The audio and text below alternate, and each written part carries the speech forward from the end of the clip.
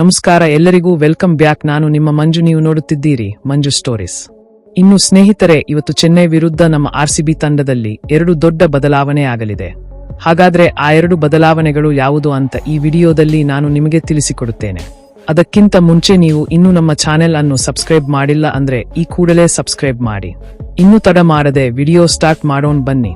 ಸ್ನೇಹಿತರೆ, ಮಾರ್ಚ್ 28 ರಂದು ಚೆನ್ನೈನ ಚಿದಂಬರಂ ಕ್ರೀಡಾಂಗಣದಲ್ಲಿ ಚೆನ್ನೈ ಸೂಪರ್ ಕಿಂಗ್ಸ್ ಸಿಎಸ್ಕೆ ವಿರುದ್ಧ ಸೆಣಸಲು ರಾಯಲ್ ಚಾಲೆಂಜರ್ಸ್ ಬೆಂಗಳೂರು ಆರ್ಸಿಬಿ ಸಜ್ಜಾಗಿದೆ.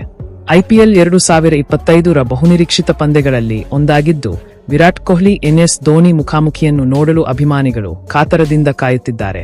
ಮಂಗಳವಾರದಿಂದಲೇ ಚೆನ್ನೈನಲ್ಲಿ ಅಭ್ಯಾಸ ಆರಂಭಿಸಿರುವ ಆರ್ಸಿಬಿ ತಂಡ ಚೆನ್ನೈ ಸ್ಪಿನ್ ದಾಳಿ ಎದುರಿಸಲು ಸಜ್ಜಾಗುತ್ತಿದೆ. ಮೊದಲ ಪಂದ್ಯದಲ್ಲಿ ಕೆಕೆಆರ್ ವಿರುದ್ಧ ಭರ್ಜರಿ ಗೆಲುವು ಸಾಧಿಸಿರುವುದು ತಂಡದ ಆತ್ಮವಿಶ್ವಾಸವನ್ನು ಮತ್ತಷ್ಟು ಹೆಚ್ಚಿಸಿದೆ.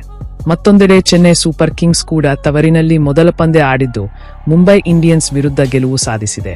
2008 ರಲ್ಲಿ ರಾಯಲ್ ಚಾಲೆಂಜರ್ಸ್ ಬೆಂಗಳೂರು ತಂಡವು ಚೆನ್ನೈನಲ್ಲಿ ಸಿಎಸ್ಕೆ ತಂಡದ ವಿರುದ್ಧ ಗೆಲುವು ಸಾಧಿಸಿತ್ತು. ಅದಾದ ಬಳಿಕ ಈವರೆಗೆ ಗೆಲುವು ಸಾಧಿಸಲು ಆಗಿಲ್ಲ. ತವರಿನ ಅಂಗಳವನ್ನು ಭದ್ರಕೋಟೆಯನ್ನಾಗಿಸಿಕೊಂಡಿರುವ ಸಿಎಸ್ಕೆ ವಿರುದ್ಧ ಗೆಲ್ಲುವ ಅವಕಾಶ ಈ ಬಾರಿ ಆರ್ಸಿಬಿಗೆ ಸಿಕ್ಕಿದೆ. ಬ್ಯಾಟಿಂಗ್ ಮತ್ತು ಬೌಲಿಂಗ್ ಎರಡೂ ವಿಭಾಗದಲ್ಲಿ ಬಲಿಷ್ಠವಾಗಿ ಕಾಣಿಸುತ್ತಿದ್ದು, ಅದಕ್ಕೆ ತಕ್ಕಂತೆ ಆಡಿದರೆ ಗೆಲ್ಲುವ ಸಾಧ್ಯತೆ ಇದೆ.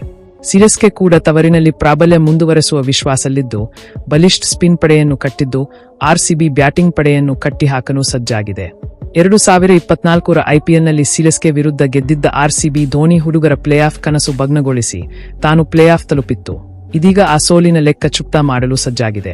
ಸಿಎಸ್ಕೆ ವಿರುದ್ಧದ ಪಂದ್ಯದಲ್ಲಿ ಆರ್ಸಿಬಿ ತಂಡದಲ್ಲಿ 2 ಪ್ರಮುಖ ಬದಲಾವಣೆ ಮಾಡುವ ಸಾಧ್ಯತೆ ಇದೆ.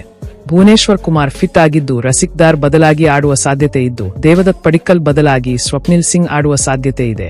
2024 ಐಪಿಎಲ್ನಲ್ಲಿ ಸ್ವಪ್ನಿಲ್ ಸಿಂಗ್ ಆರ್ಸಿಬಿ ತಂಡದ ಅದೃಷ್ಟ ಎಂದೇ ಹೆಸರಾಗಿದ್ದರು. ಅವರು ಪ್ಲೇಯಿಂಗ್ 11ನಲ್ಲಿ ಬಂದರೆ ತಂಡದ ಬೌಲಿಂಗ್ ವಿಭಾಗ ಮತ್ತಷ್ಟು ಬಲವಾಗಲಿದೆ. ಚೆನ್ನೈನ ಚಿದಂಬರಂ ಕ್ರೀಡಾಂಗಣದ ಪಿಚ್ ಸ್ಪಿನ್ನರ್ಗಳಿಗೆ ಹೆಚ್ಚು ನೆರವು ನೀಡುವ ಸಾಧ್ಯತೆ ಇದೆ. ರಾತ್ರಿ ವೇಳೆ ಇಬ್ಬನಿ ಕೂಡ ಬೀಳುವ ಸಾಧ್ಯತೆ ಇದ್ದು, ಟಾಸ್ ಗೆಲ್ಲುವ ತಂಡ ಚೇಸಿಂಗ್ ಆಯ್ಕೆ ಮಾಡಿಕೊಳ್ಳಲಿದೆ. ಇನ್ನು ಸ್ನೇಹಿತರೆ, ನಿಮ್ಮ ಪ್ರಕಾರ ಇವೆರಡು ತಂಡಗಳಲ್ಲಿ ಯಾವ ತಂಡ ಬಲಿಷ್ಠವಾಗಿದೆ ಅಂತ ಕಮೆಂಟ್ ಬಾಕ್ಸ್ನಲ್ಲಿ ಕಮೆಂಟ್ ಮಾಡುವುದರ ಮೂಲಕ ತಿಳಿಸಿಕೊಡಿ. ಇನ್ನು ಈ ವಿಡಿಯೋ ಇಷ್ಟವಾಗಿದ್ದರೆ ಲೈಕ್ ಮಾಡಿ, ಶೇರ್ ಮಾಡಿ, ಸಬ್ಸ್ಕ್ರೈಬ್ ಮಾಡಿ. ನಮಸ್ಕಾರ.